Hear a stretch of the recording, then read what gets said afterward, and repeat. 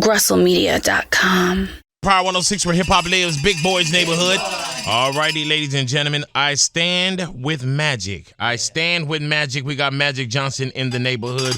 Once again, Magic, thank you so much for getting up and coming and hanging out with us. Yeah, come on, anytime, especially when a subject is so important like this yes, is. Sir. You know, and so when you think of all the age cases, and 55% of them now are in the minority community in terms of the new cases through men, women, and children.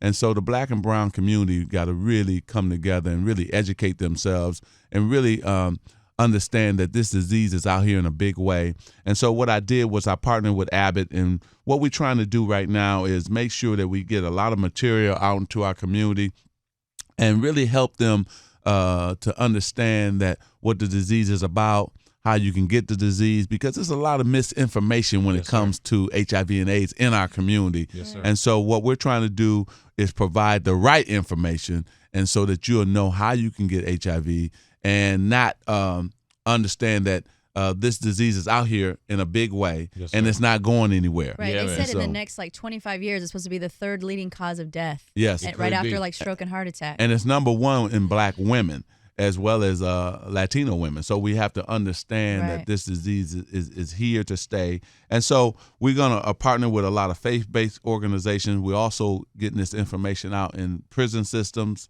as well as, we're trying to work very well with all the HIV and AIDS organizations out here, because it's some great organizations. So I want to just thank Abbott for doing this whole campaign, and it's going to start. You can go to www.istandwithmagic.com on December 1st, which is World AIDS Day, is this Friday. And so we're going to have testing this Friday at the Magic Johnson Theater at the Baldwin Hills Crenshaw Mall from 7 a.m. to 6 p.m. Then on Saturday, we're going to be at Chesterfield Square Shopping Center from 8 a.m. to 4 p.m. And then on Sunday, we're going to be at the old Forum where I used to play ball. Yeah, man. Yeah. Hey, Magic, you should wear some tight-ass shorts that day. Some little hot pants. I may break them out. I'm just a few pounds overweight. I can still get in them, though. But we're gonna Do you ever put them on, Magic? Hey, come on, man. Did Cookie ever say, go put on your old outfit? Honey. Come go on. Put on your old uniform. I had to do that for Cookie sometime, but that's another time. She had to have a flashback sometime. So on Friday, December 1st, we're going to be at World the theater. AIDS Day. You'll be at your theater, Baldwin Hills Crenshaw Mall. And on Sunday from 9 to 4, I wanted to say that. Yes. And this is what we're doing, something different. So I want everybody out here to listen to this, because this is really important. What we decided to do was to give people incentive to get tested. Yes, sir. So we said, look, we're going to give away a trip every day of testing. We're going to give away Laker tickets. Hello. Which are hard to come by, man. Yes. So all we want you to do, come get tested and get your results. You're going to get Laker tickets. You're going to get Dodger tickets if that's what you want. You're going to get a 6-month free 24-hour fitness pass if that's what you want. Come up right there. We got $25 Starbucks gift certificate if that's what you want. We got TGI Fridays dinner for 2. Hello. So, and then we got many other things. And then everybody that comes out and get tested, you're going to qualify to win a Chrysler Crossfire Roadster convertible. That's dope, man. Wow. Hey, all you gotta do is come out and get tested. And you know what's dope about that, Magic, is that you're rewarding them for doing something that it's already rewarding for them to go. You know what I mean? Yeah. Because they should be looking out for themselves, regardless, or ourselves, regardless. So I mean, I think that's just so dope. On top of that you will go in that extra mile to say, hey, how important it is, to you. First person in line. If you're the first person in line tomorrow, you're gonna win a trip. To 48 states. You're gonna stay at the Hilton. American Airlines going to fly you there. So it's up to every day.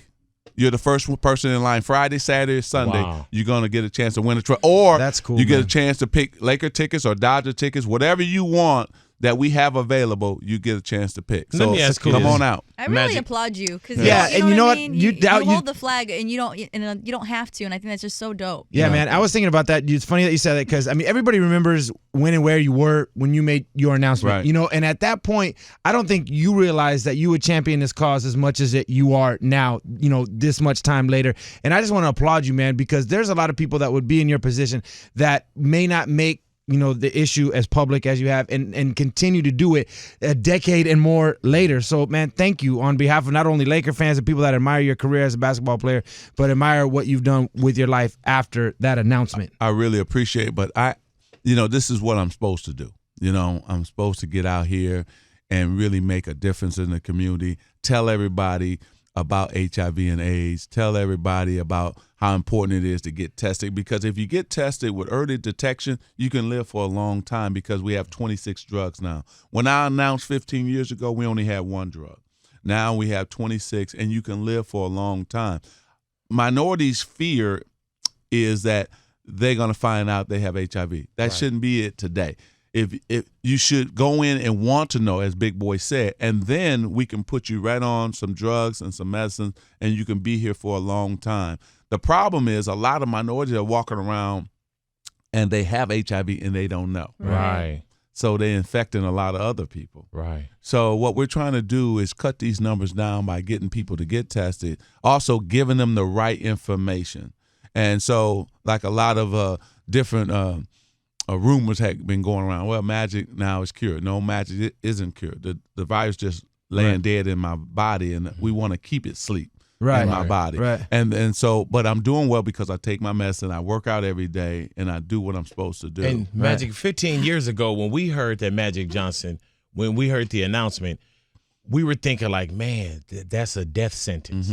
Or, man, like Magic Johnson, how did Magic, like Magic Johnson got it? And that also wakes you up. Like, if Magic could get it, then we could definitely get it. When you first heard the words HIV positive, Magic, did you think that was a death sentence for you? No question about it. I mean, because I didn't have all the information at that and you didn't have time. a Magic Johnson. No, we didn't. No, and I didn't have anybody to look to at that time to say, hey, this is how it's going to be, or this is how long you have to live. Right. And so I had to educate myself. And so I spent that first month or two, man, just cramming as much information into my brain as possible and trying to make sure that I said, okay, I know what I'm dealing with. I know what I have to do to beat the virus and to stay here for a long time. And so I was just a student trying to just gather as much information as possible. And so the hardest thing I had to deal with, Big Boy, was the fact that I wasn't playing. Wow. I wasn't a Laker again. But I was really frustrated for probably the first 3 or 4 years. Oh, wow. And you know what's wild, man, is that it was like you championed like hope for everybody. Because when you was seeing do you believe in magic? Every time we seen you, there was a smile on Magic Johnson's face up until today. But my question to you, Magic, is that the disease is real. Oh, yeah. And when it comes to a guy like Magic Johnson, when I see you, you're always smiling, you're always positive. Are there any days where it is bad, or what's a bad day physically for or mentally for Magic Johnson or anyone that could suffer? Yeah, my bad days were early on when I was first taking the medicine and really wasn't acting right in my system. So, you do in the first beginning of it, you do say, man, going to the restroom all the time, your stomach is just crazy, mood swings. So I went through all of that in the beginning, but I kept working out and I kept fighting through it. Yes, and so now it's easy for me, but it is difficult days in the beginning. But after that first year or two, it's been easy. It's been simple for me. But I'm just a person who loves life. Right. So I probably dealt with it a little different than most people would. Right. It wasn't the medicine as much as bad days for me was more that I wasn't a Laker anymore. Wow. Man, to run down that tunnel with Coop and Kareem and Worthy, I missed that. Going to battle, going to war, man, it was nothing like that, man. And so not to be able to do it as a young man still, in the prime of his career, that was the most difficult challenge for me. Why did you feel, Magic, that it was necessary for you to come out and make the announcement that you were HIV positive? That's a great question. What happened was Elizabeth Glazier at that time was the only person I knew who was living with the disease, who had died soon after she had talked to me. And so she was a person who really helped my mindset. She helped my attitude about it, because she told me that I was going to live for a long time. There was great drugs coming down the pipeline, and that she needed me, and HIV needed me to be the face of this disease. So she said, look, you would do the disease some good if you came out public and announced it, because we were struggling with it at that time, Cookie and I. And so we finally said, you know what, we're going to do it. And it was a great moment to help other people. Right. I stand with Magic, ladies and gentlemen. It is Power 106 where hip hop lives. Big Boys Big Neighborhood. boy. LA's only hip hop morning show. The right side, the tight side. Please don't you go absolutely nowhere. GrussellMedia.com.